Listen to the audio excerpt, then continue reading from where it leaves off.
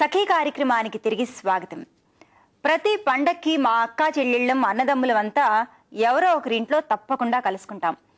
ఇంట్లో అందరికన్నా చిన్నదాన్ని కావడంతో అందరూ నా కష్టం సుఖం కనుక్కుంటూ ఉంటారు. యోగక్షేమాలు అడగడం మన ఆనవాయితీ కదండి. మా పుట్టింటి వారు ఎవ్వరు కలిసినా ఫోన్ చేసినా ఎలా ఉన్నావు అని అడగగానే నా ఆఫీస్ కష్టాలు మనసులోంచి మాటల ప్రవాహంలా తన్నుకొచ్చేస్తుంటాయి. అప్పటికీ మా పెద్దక్కయ్య ఉద్యోగాన్ని ఉద్యోగంలా చూడాలి కానీ అదే నీ జీవితం అనుకుంటే ఎలా చెప్పు అంటూ ఓదారుస్తుంది. రోట్లో తలపెట్టాక రోకలి దెబ్బలకు వెరవకూడదు, ఉద్యోగం చేయాలి అనుకున్నప్పుడు వచ్చే ఇబ్బందులు కూడా భరించక తప్పదు అంటూ మా అత్తగారు కూడా హితబోధ చేస్తారు. ఈ కార్యక్రమం చూసేయండి, మరిన్ని సంగతులు మాట్లాడుకుందాం.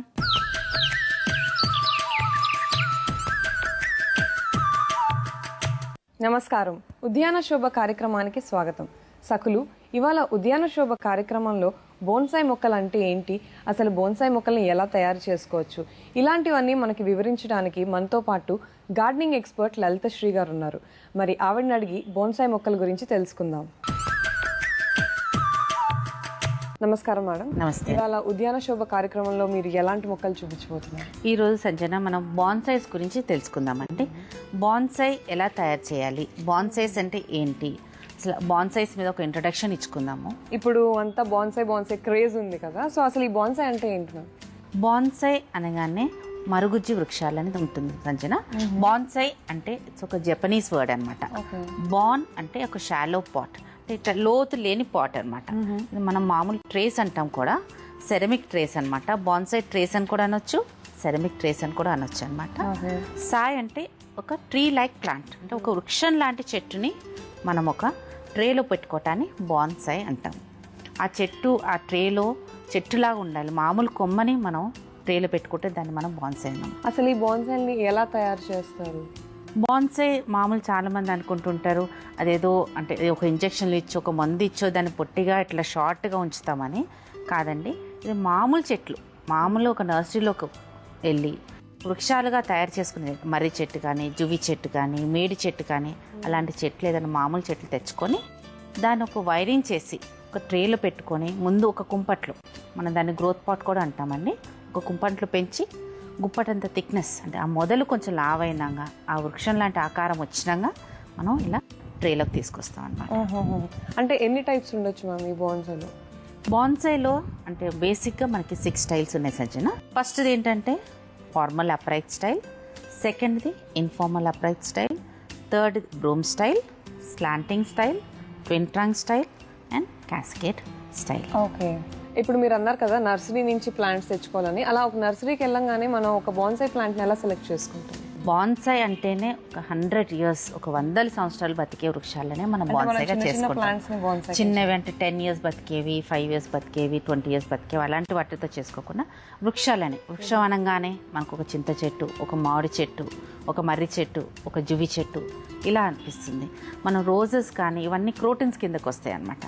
మనం వృక్షాలనే, ట్రీ లైక్ ప్లాంట్స్, ఓన్లీ వృక్షాలనే మనం బాన్సాయిగా తయారు చేసుకుంటాం. సెలెక్షన్ ఎలా ఉంటుందంటే సజ్జన, మనం ఇప్పుడు మీకు ఒక 6 స్టైల్స్ చెప్పాను కదా, ఆ స్టైల్స్ ప్రకారం ఒకవేళ ఫార్మల్ అప్రైట్ స్టైల్ అన్నాను అనుకోండి, దానికి ఒక స్ట్రెయిట్ మొదలు ఉండాలి.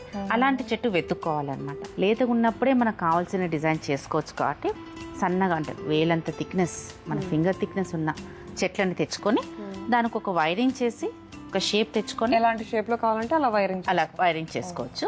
మనం ఇప్పుడు ఒక డెమో కూడా చూస్తాం సంజన. ఆ షేప్ చేసుకొని ఒక కుంపట్లో పెట్టుకోవాలన్నమాట. అది కొంచెం థిక్నెస్ వచ్చినా, ఒక లావ్ వచ్చినాక, అంటే గుప్పటంత థిక్నెస్ వచ్చినాక మనకు ఆ వృక్షం లాంటి ఫీలింగ్ వచ్చినాకనే ట్రేలో పెట్టుకుంటాం. ఓకే మ్యామ్, అయితే ఒకసారి ఆ డెమో చూద్దాం. ఇక్కడ మన దగ్గర అంటే ఇది మామూలు ప్లాంట్ అనమాట, నర్సరీ నుంచి పెంచిన ప్లాంటే అనమాట. దీన్ని ఫైకస్ మైక్రోకార్పా అంటాం. It's a native of Taiwan అనమాట. ఇట్లా డిఫరెంట్ కంట్రీస్ నుంచి కూడా తెచ్చుకునే చెట్లు కూడా మనం బాన్సాయి చేసుకోవచ్చు. అంటే ఇంటర్నేషనల్లీ ఫేమస్. ఇలా కొంచెం ఫింగర్ థిక్నెస్, అంటే మనకి మొదలు ఫింగర్ థిక్నెస్ అంతా ఉందన్నమాట. మొదలు ఉన్నదాన్ని అల్యూమినియం వైర్ తీసుకొని మనం ఒక ఇన్ఫార్మల్ అప్రైట్ స్టైల్లో చూద్దాం. ఇక్కడ కిందున్న ఈ మొదలకి ఇట్లా వైర్ వచ్చేసి దీన్ని చుట్టుకోవాలి. ఓకే, ఇదేంటి మనకు షేప్ ఇవ్వటానికి, ఒక షేప్లో తీసుకురావడానికి సహకరిస్తుంది అనమాట. ఏదన్నా ఒక షేప్ చేయాలంటే మనం ఇట్లా వైర్ చుట్టుకొని దీన్ని ఒక షేప్లో తెచ్చుకోవచ్చు.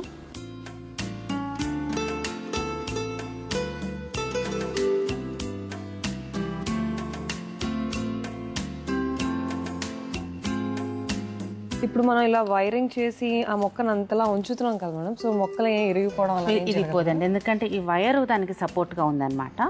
వైర్ సపోర్ట్గా ఉంది కాబట్టి మనకి ఏది ఇరిగిపోయే ఛాన్స్ లేదు.